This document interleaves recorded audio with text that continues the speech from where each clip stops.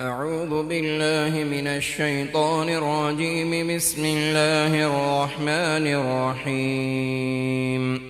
وما أبرئ نفسي إن النفس لأمارة بالسوء إلا ما رحم ربي إن ربي غفور رحيم. وقال الملك ائتوني به أستخلصه لنفسي فلما كلمه قال إنك اليوم لدينا مكين أمين. قال اجعل لي على خزائن الأرض إني حفيظ عليم. فكذلك مكنا ليوسف في الأرض يتبوأ منها حيث يشاء نصيب برحمتنا من نشاء ولا نضيع أجر المحسنين. ولأجر الآخرة خير للذين آمنوا وكانوا يتقون. وجاء إخوة يوسف فدخلوا عليه فعرفهم وهم له منكرون. ولما جهزهم بجهازهم قال أتوني بأخ لكم من أبيكم ألا ترون أني أوفي الكيل وأنا خير المنزلين. فإن لم تأتوني به فلا كيل لكم عندي ولا تقربون. قالوا سنراود عنه أباه وإنا لفاعلون. وقال لفتيانه اجعلوا بضاعتهم في رحالهم لعلهم يعرفونها إذا انقلبوا إلى أهلهم لعلهم يرجعون. فلما رجعوا إلى أبيهم قالوا يا أبانا منع منا الكيل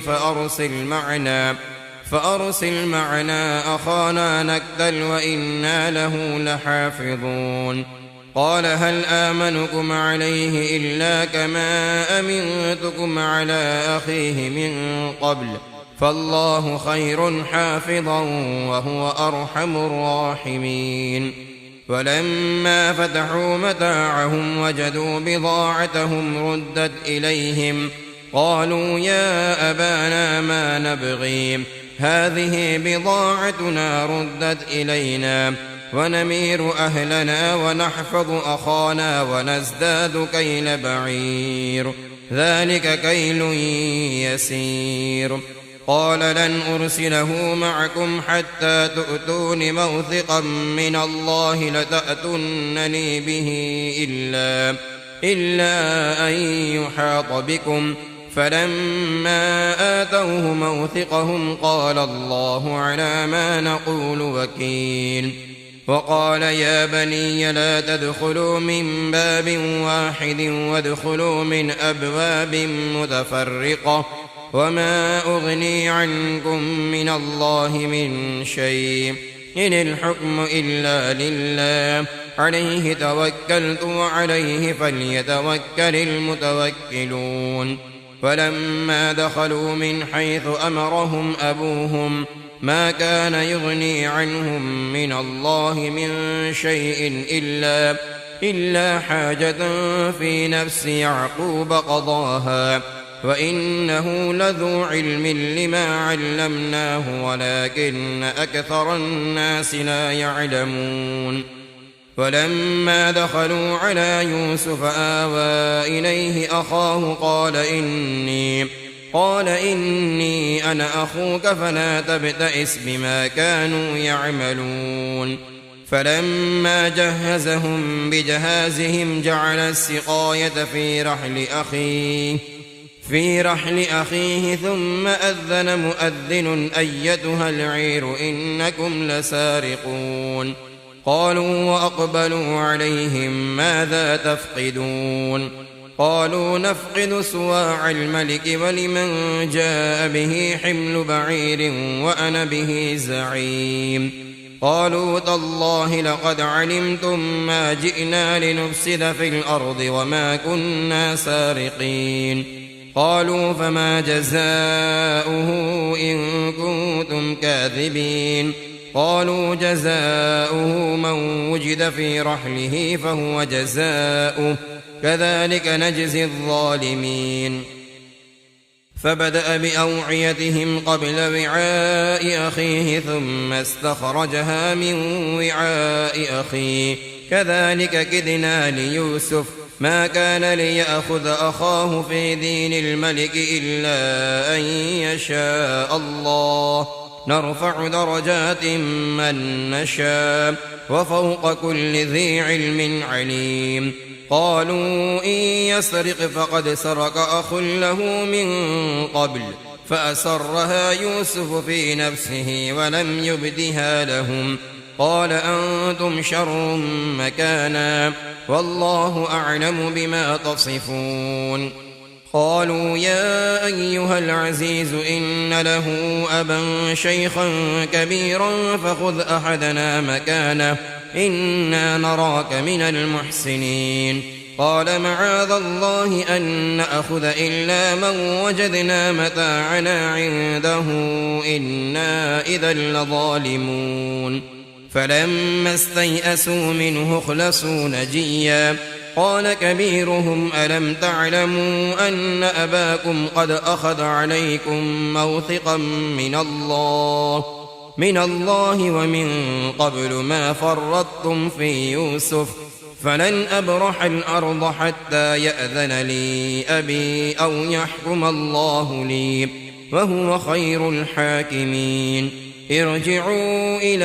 أبيكم فقولوا يا أبانا إن ابنك سرق وما شهدنا إلا بما علمنا وما كنا للغيب حافظين واسأل القرية التي كنا فيها والعير التي أقبلنا فيها وإنا لصادقون قال بل سولت لكم أنفسكم أمرا فصبر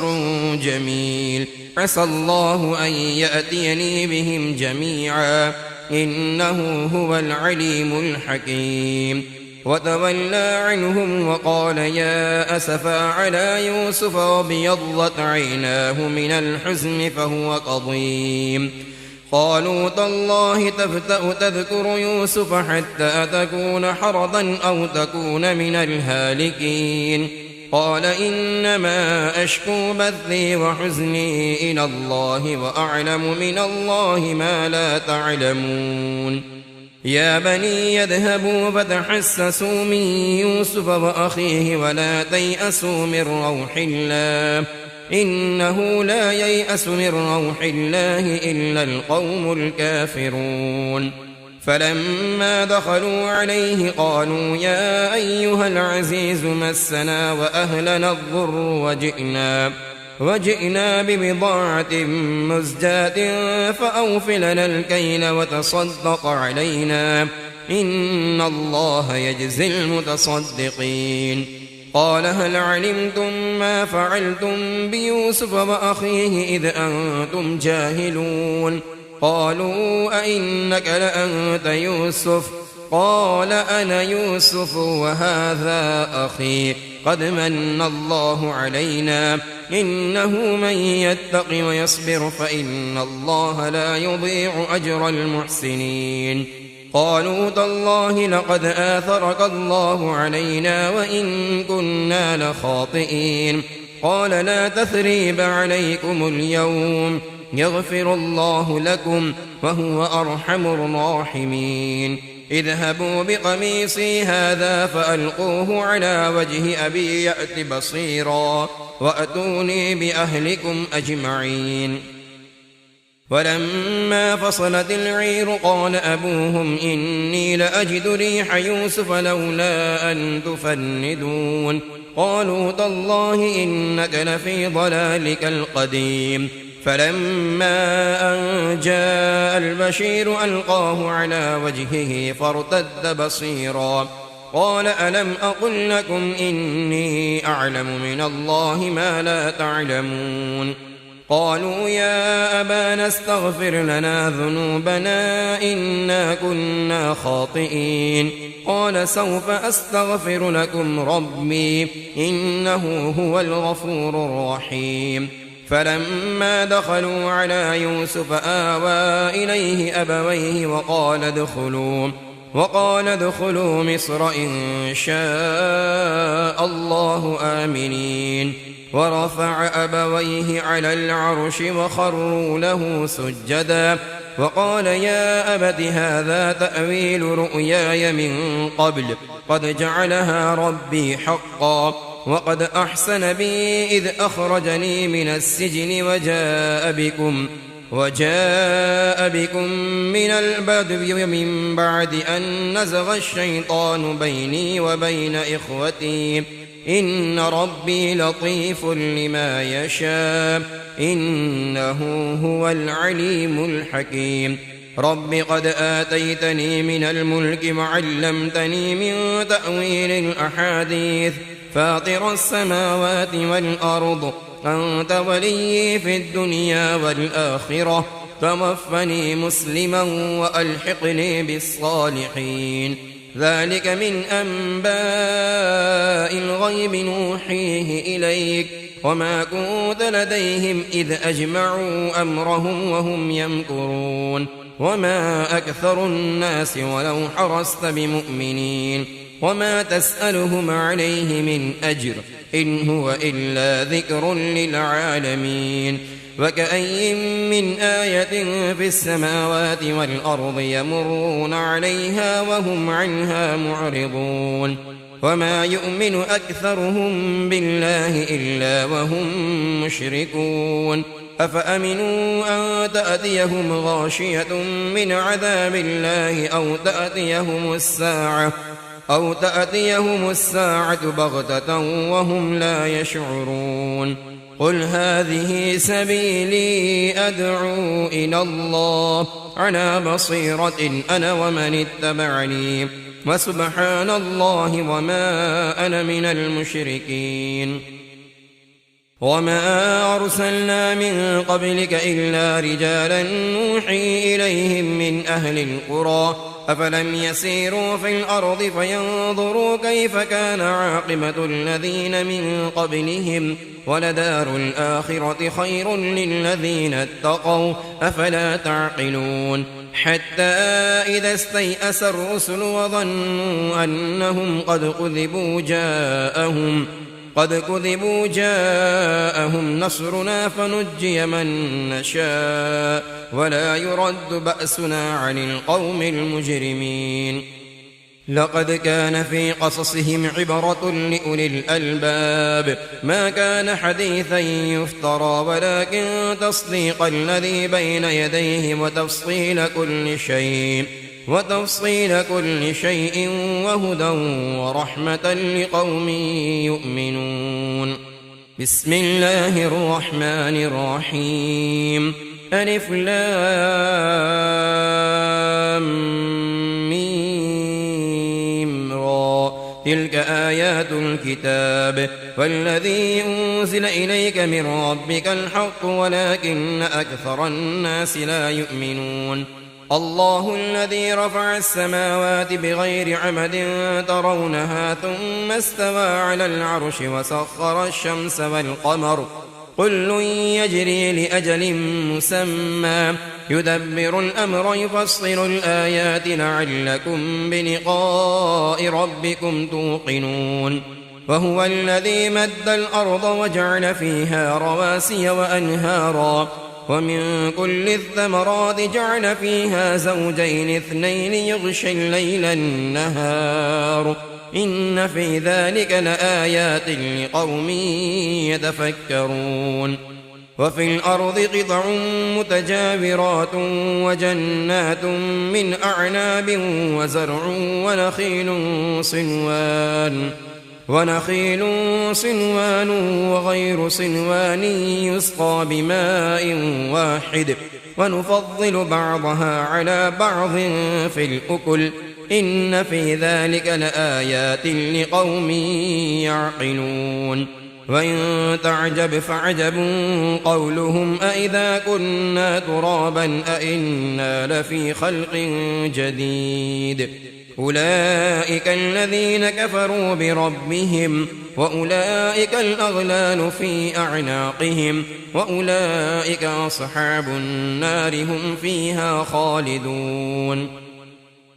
ويستعجلونك بالسيئة قبل الحسنة وقد خلت من قبلهم المثلات وإن ربك لذو مغفرة للناس على ظلمهم وإن ربك لشديد العقاب ويقول الذين كفروا لولا أنزل عليه آية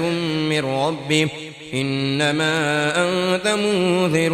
ولكل قوم هاد الله يعلم ما تحمل كل أنثى وما تغيض الأرحام وما تزداد وكل شيء عنده بمقدار عالم الغيب والشهادة الكبير المتعال سواء منكم من أسر القول ومن جهر به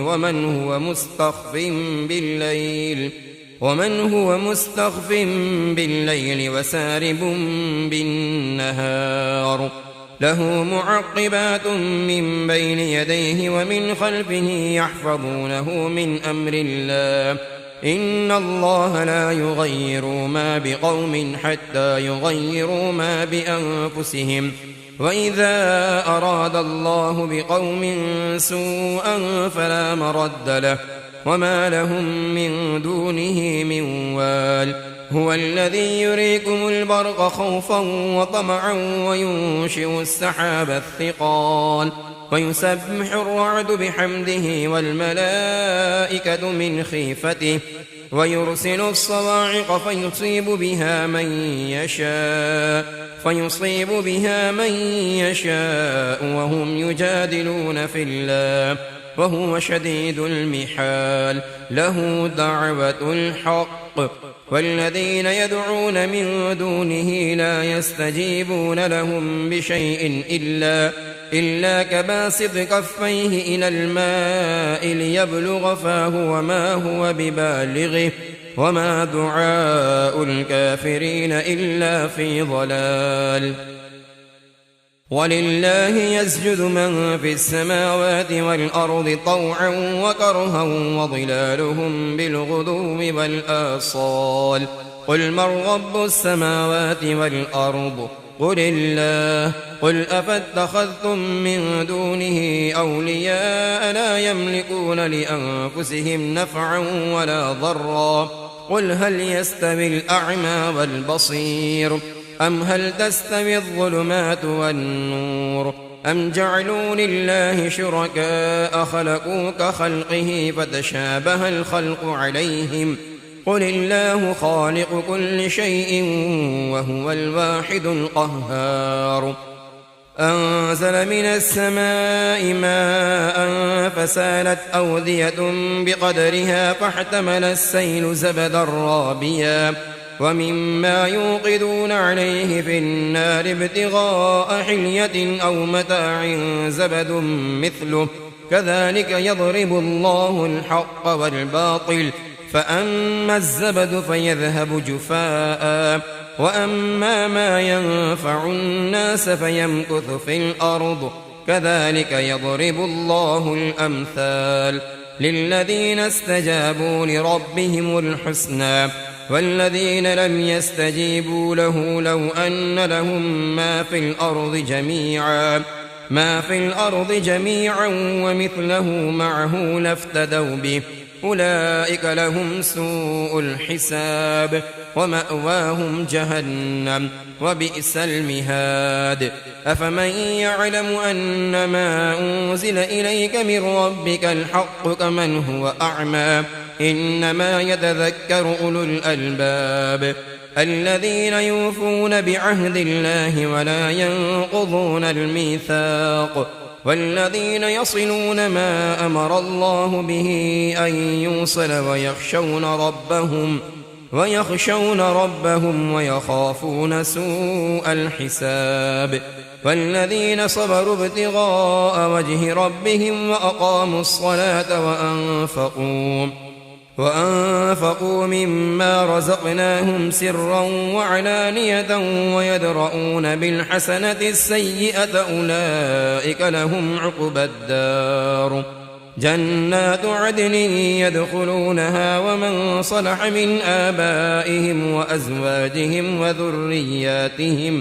والملائكة يدخلون عليهم من كل باب سلام عليكم بما صبرتم فنعم عقبى الدار. والذين ينقضون عهد الله من بعد ميثاقه ويقطعون ما أمر الله به أن يوصل ويفسدون في الأرض أولئك لهم اللعنة ولهم سوء الدار. الله يبسط الرزق لمن يشاء ويقدر وفرحوا بالحياة الدنيا وما الحياة الدنيا في الآخرة إلا متاع.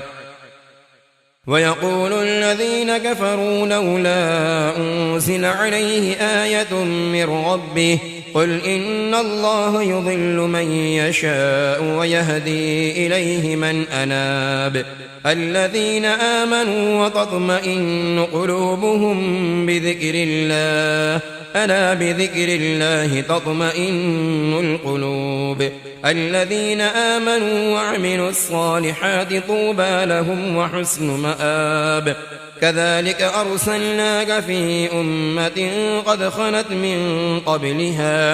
من قبلها أمم لتتلو عليهم الذي أوحينا إليك وهم يكفرون بالرحمن قل هو ربي لا إله إلا هو عليه توكلت وإليه متاب. ولو أن قرآنا سيرت به الجبال أو قطعت به الأرض أو كلم به الموتى بل لله الأمر جميعا أفلم ييأس الذين آمنوا أن لو يشاء الله لهدى الناس جميعا ولا يزال الذين كفروا تصيبهم بما صنعوا قارعة أو تحل قريبا من دارهم حتى يأتي وعد الله إن الله لا يخلف الميعاد. ولقد استهزئ برسل من قبلك فأمليت للذين كفروا ثم أخذتهم فكيف كان عقاب. أفمن هو قائم على كل نفس بما كسبت وجعلوا لله شركاء قل سموهم أم تنبئونه بما لا يعلم في الأرض أم بظاهر من القول بل زين للذين كفروا مكرهم وصدوا عن السبيل ومن يضلل الله فما له من هاد. لهم عذاب في الحياة الدنيا ولعذاب الآخرة أشق وما لهم من الله من واق. مثل الجنة التي وعد المتقون تجري من تحتها الأنهار أكلها دائم وظلها تلك عقبى الذين اتقوا وعقبى الكافرين النار. والذين آتيناهم الكتاب يفرحون بما أنزل إليك ومن الأحزاب من ينكر بعضه قل إنما أمرت أن أعبد الله ولا أشرك به إليه أدعو وإليه مآب. وكذلك أنزلناه حكما عربيا ولئن اتبعت أهواءهم بعدما جاءك من العلم ما لك من الله من ولي ولا واق. ولقد أرسلنا رسلا من قبلك وجعلنا لهم أزواجا وذرية وما كان لرسول أن يأتي بآية إلا بإذن الله لكل أجل كتاب يمحو الله ما يشاء ويثبت وعنده أم الكتاب. وإما نرينك بعض الذي نعدهم أو نتوفينك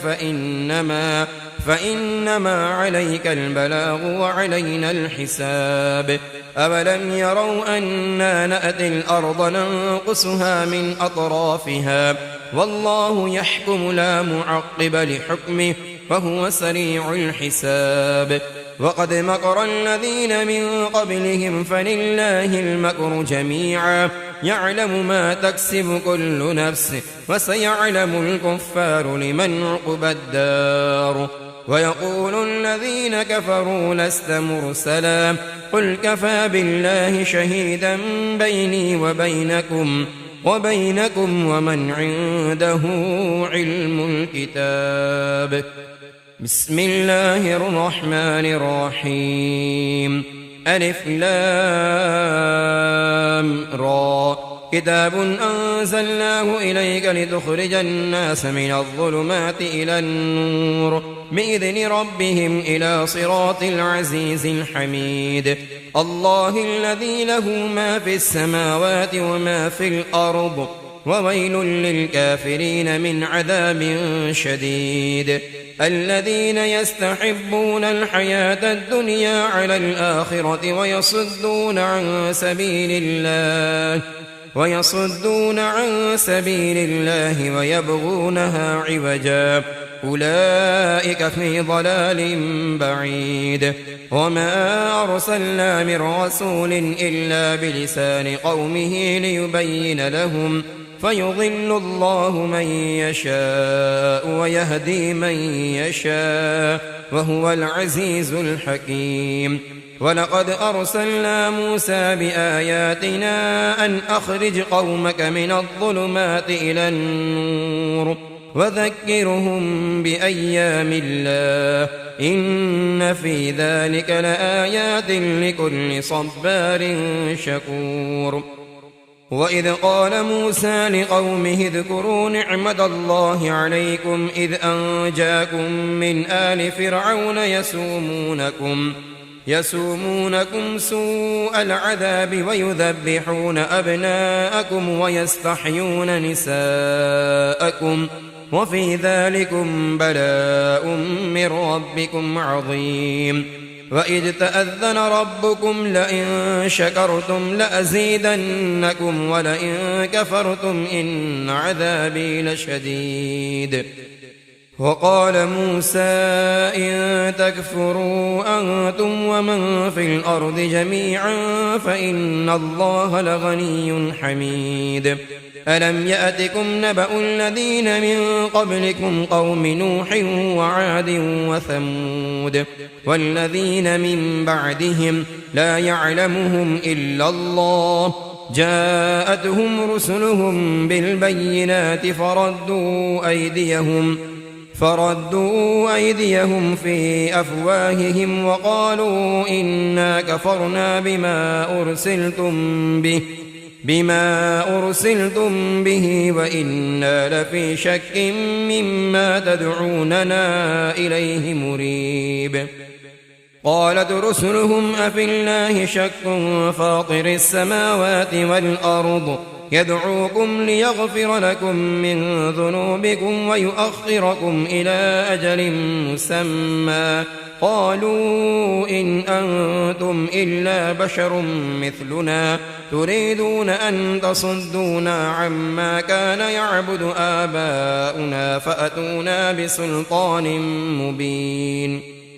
قالت لهم رسلهم إن نحن إلا بشر مثلكم ولكن الله يمن على من يشاء من عباده وما كان لنا أن نأتيكم بسلطان إلا بإذن الله وعلى الله فليتوكل المؤمنون. وما لنا ألا نتوكل على الله وقد هدانا سبلنا ولنصبرن على ما آذيتمونا وعلى الله فليتوكل المتوكلون. وقال الذين كفروا لرسلهم لنخرجنكم من أرضنا أو لتعودن في ملتنا فأوحى إليهم ربهم لنهلكن الظالمين ولنسكننكم الأرض من بعدهم ذلك لمن خاف مقامي وخاف وعيد واستفتحوا وخاب كل جبار عنيد. من ورائه جهنم ويسقى من ماء صديد يتجرعه ولا يكاد يسيغه ويأتيه الموت من كل مكان وما هو بميت ومن ورائه عذاب غليظ مثل الذين كفروا بربهم أعمالهم كرماد اشتدت به الريح في يوم عاصف لا يقدرون مما كسبوا على شيء ذلك هو الضلال البعيد ألم تر أن الله خلق السماوات والأرض بالحق إن يشأ يذهبكم ويأت بخلق جديد وما ذلك على الله بعزيز وبرزوا لله جميعا فقال الضعفاء للذين استكبروا إنا كنا لكم تبعا فهل أنتم مغنون عنا من عذاب الله من شيء قالوا لو هدانا الله لهديناكم سواء علينا أجزعنا أم صبرنا ما لنا من محيص وقال الشيطان لما قضي الأمر إن الله وعدكم وعد الحق ووعدتكم فأخلفتكم وما كان لي عليكم من سلطان إلا أن دعوتكم فاستجبتم لي فلا تلوموني ولوموا أنفسكم ما أنا بمصرخكم وما أنتم بمصرخي إني كفرت بما أشركتمون من قبل إن الظالمين لهم عذاب أليم وأدخل الذين آمنوا وعملوا الصالحات جنات تجري من تحتها الأنهار خالدين فيها بإذن ربهم تحيتهم فيها سلام ألم تر كيف ضرب الله مثلا كلمة طيبة كشجرة طيبة أصلها ثابت وفرعها في السماء تؤتي أكلها كل حين بإذن ربها ويضرب الله الأمثال للناس لعلهم يتذكرون ومثل كلمة خبيثة كشجرة خبيثة اجتثت من فوق الأرض ما لها من قرار يثبت الله الذين آمنوا بالقول الثابت في الحياة الدنيا وفي الآخرة ويضل الله الظالمين ويفعل الله ما يشاء ألم تر إلى الذين بدلوا نعمة الله كفرا وأحلوا قومهم دار البوار جهنم يصلونها وبئس القرار وجعلوا لله أندادا ليضلوا عن سبيله قل تمتعوا فإن مصيركم إلى النار قل لعبادي الذين آمنوا يقيموا الصلاة وينفقوا مما رزقناهم سرا وعلانية من قبل أن يأتي يوم لا بيع فيه ولا خلال الله الذي خلق السماوات والأرض وأنزل من السماء ماء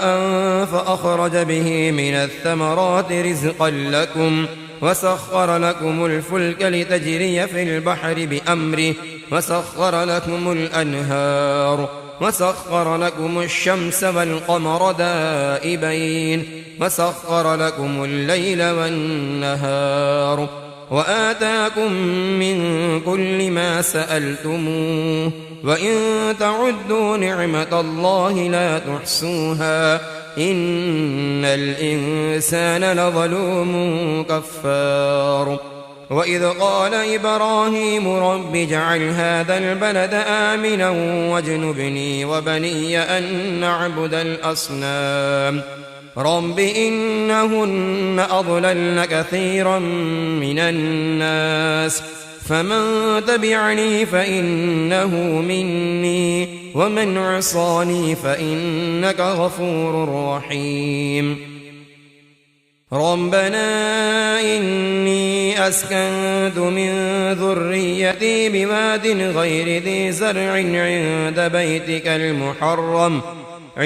بيتك المحرم ربنا ليقيموا الصلاة فاجعل أفئدة من الناس تهوي إليهم وارزقهم من الثمرات لعلهم يشكرون ربنا إنك تعلم ما نخفي وما نعلن وما يخفى على الله من شيء في الأرض ولا في السماء الحمد لله الذي وهب لي على الكبر إسماعيل وإسحاق إن ربي لسميع الدعاء رب اجعلني مقيم الصلاة ومن ذريتي ربنا وتقبل دعاء ربنا اغفر لي ولوالدي وللمؤمنين يوم يقوم الحساب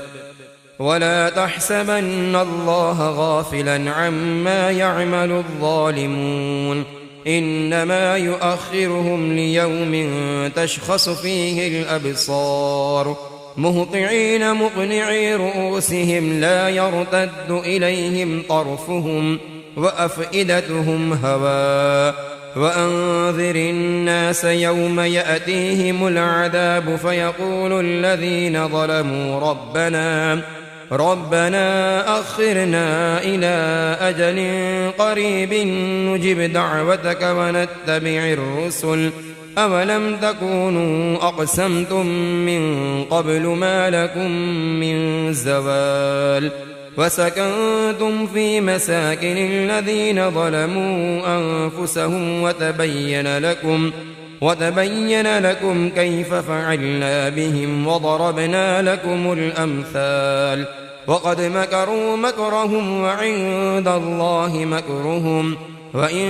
كان مكرهم لتزول منه الجبال فلا تحسبن الله مخلف وعده رسله إن الله عزيز ذو انتقام يوم تبدل الأرض غير الأرض والسماوات وبرزوا لله الواحد القهار وترى المجرمين يومئذ مقرنين في الأصفاد سرابيلهم من قطران وتغشى وجوههم النار ليجزي الله كل نفس ما كسبت إن الله سريع الحساب هذا بلاغ للناس ولينذروا به وليعلموا أنما هو إله واحد وليذكر أولو الألباب بسم الله الرحمن الرحيم ألف لام را تلك آيات الكتاب وقرآن مبين